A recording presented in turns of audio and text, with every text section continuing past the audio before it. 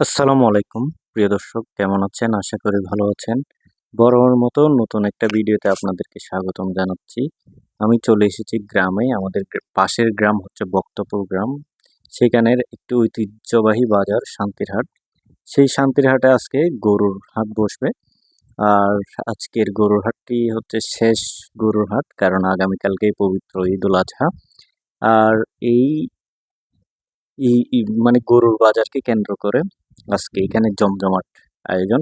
আসলে শেষ গরুর হাট তো, তাই এ, মানে গরুর সংখ্যাও কম, ক্রেতা সাধারণের সংখ্যাও কম, কারণ বেশিরভাগ মানুষ গরু অলরেডি কিনে ফেলেছে। তবুও ঘুরতে যাওয়া, যেহেতু এবছর তেমন কোথাও গরুর হাটে যাওয়া হয় নাই, তাই চিন্তা করলাম বাড়িতে যখন আসছি শান্তির হাট বাজারে যাই।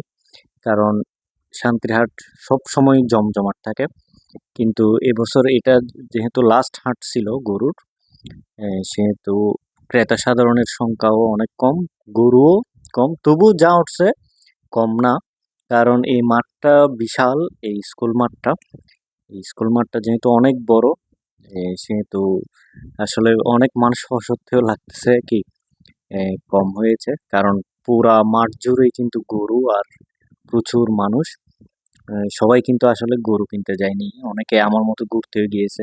কারণ অনেকেই গরু কিনে ফেলেছে অলরেডি।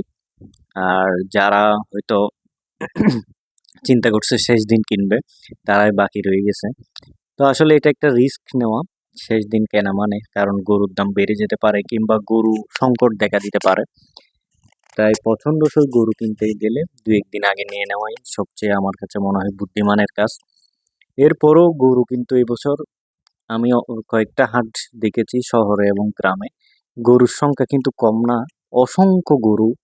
আর মানে দেশি গরুই বেশি, কারণ বাংলাদেশে বিগত কয়েক বছর ধরে, বিগত প্রায় 7-8 বছর ধরে বাংলাদেশে গরুর ফার্ম কিন্তু এই মানে অনেক বেড়ে গেছে। মানুষ গরু ফার্ম করাতে মানে যেহেতু এটা লাভজনক হিসেবে দেখা দিয়েছে, সবাই গরুর খামার করতেছে। আর বিদেশ থেকে আগে দেখতাম ইন্ডিয়া থেকে প্রচুর গরু ঢুকতো, কিন্তু লাস্ট অনেক বছর ধরেই গরু ঢুকতেছে না। তো ভিডিওটি আশা করি আপনাদের ভালো লেগেছে।